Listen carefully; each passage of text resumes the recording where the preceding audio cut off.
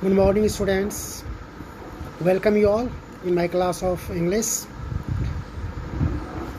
It's very interesting that we are going to enjoy a very beautiful poem, Unfolding Bud. So, this is the first video and you will enjoy this poem composed by Naoshi Koriyama. As the name and title is here, this poet belongs to Japan. He comes from Japan, Naoshi Koriyama. Here the detail of the poet is given in your book on page 37, and I'm sure that you will learn this, you will write. Naoshi Koriyama is a Japanese poet who has studied English literature in the United States and returned to teach in Japan. Means he learned English in United States and came back to Japan, to his own country, to teach English. He began to write poems while he was away from home and went on to publish 9 collections in English, besides 3 translated forms of Japanese. He has recently published a collection entirely in Japanese. This poem compares the flowering of water lily to the process of unfolding a poem. It's a very beautiful poem. When we will read each line and we will see what the poet wants to tell, what he is telling through each line.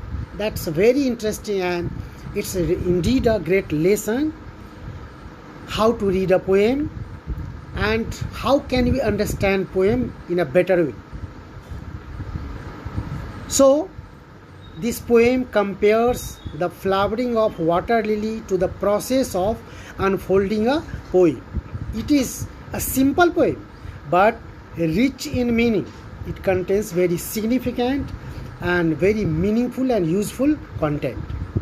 Let us see the poem that is before us.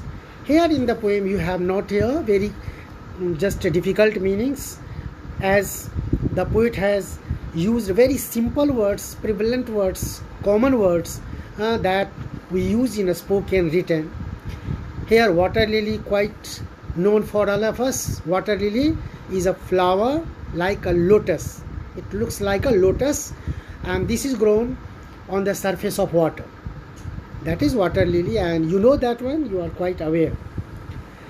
Another word that may really be a little bit just difficult for you, that is dimensions, and that dimensions means the sizes or proportions. That is called dimensions.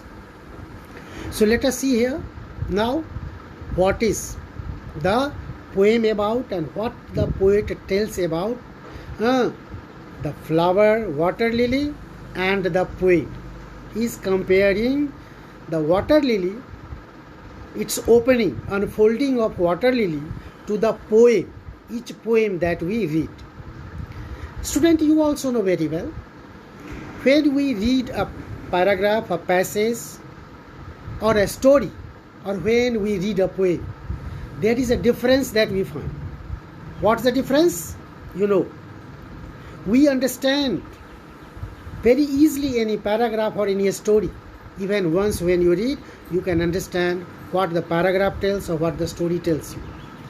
But when you read a poem, it is quite difficult to understand it when you read it first time. It takes many times when you are able to understand it. And this is what the poet is comparing the poem to the unfolding of water lily.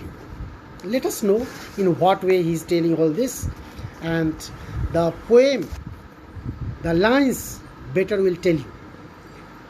One is amazed by a water lily unfolding with each passing day, taking on a rich color and new dimensions. The poet tells, one is amazed. We are amazed. The readers are amazed, surprised by a water lily. We are not surprised by water lily, we are surprised here by the process of unfolding a bud of water lily into flower, full blossomed flower. When a bud of water lily blooms into a full flower, that process surprises us. We are surprised or amazed to see the unfolding of water lily with each passing day. When day by day it is opening into a big flower, separating its each layer, taking on a new and rich color. When the bud is opened into flower, big flower, it takes different colors. It is changed into different and attractive, fascinating colors and new dimensions. The size is also grown. The size of water lily is also grown when it blooms into a flower from a bud. So the poet tells us that it is really surprising. It is amazing when we see the unfolding of water lily into a complete blossomed flower. 42nd stanza. One is not amazed at a first glance by a poem which is as tight closed as a tiny bird. In this stanza, second stanza, the poet tells that people is not amazed or not surprised. We are not surprised at the first glance when we see the poem. Any poem that we start reading, the first glance doesn't really surprises us. We are not surprised, we are not impressed, and we are not thrilled with the just look of the poem when we read it first. So the poet is telling, at first glance the poem doesn't amaze us, doesn't surprises us, which is as tight closed. The poem is compared to the flower bud. The bud of the flower is quite here tight closed with each layer. When the water lily is not blossomed, is not transformed into full flower, its a bud is here layer by layer, several layers here, tight closed. Neither we can see what color it will take after some days, what will be the size of the flower when it really blossoms. So the bud is tight closed as a tiny bud, a small bud, petty bud, just a bud. So let us see now what is the poet telling and revealing its secret in the last stanza. The poem is very short, very small, but it contains indeed very rich meaning, very valuable meaning, and it teaches us the way how we can understand a poem in the best way, in a proper way. So let us see the third and last stanza of the poem. Yet one is surprised. And when we are surprised, when the readers are surprised, yet one is surprised to see the poem gradually unfolding.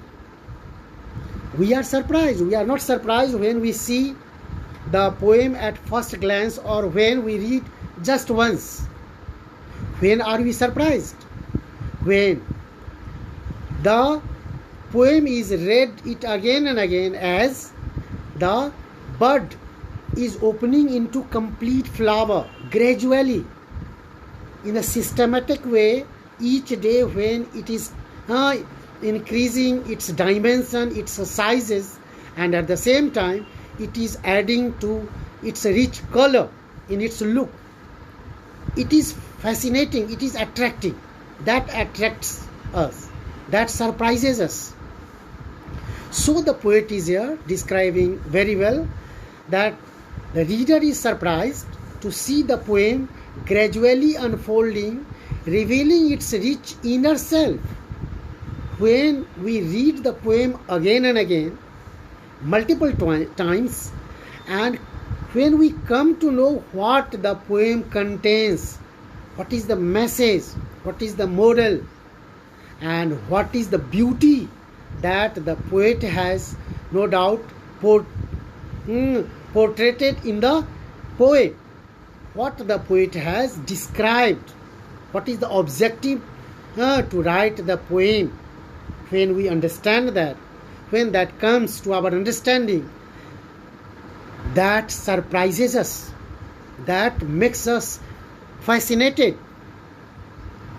As one reads it, the poet tells us, suggests us, as one reads it, when the reader reads it again and over again. You can see the last 3 lines.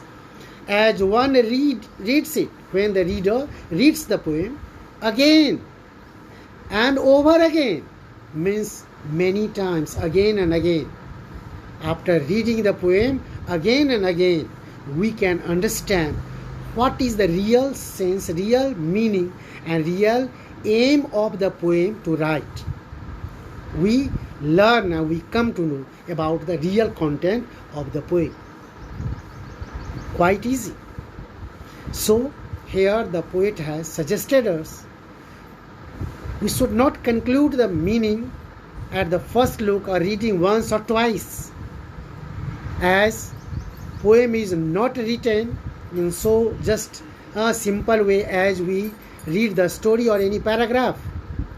We have to search, explore the meaning, what is really the content that is here included in the poem by the poet. We can know it only when we read the poem again and again. I am sure, students, that the poem must have given you a great lesson, good teachings, and you must have enjoyed the poem.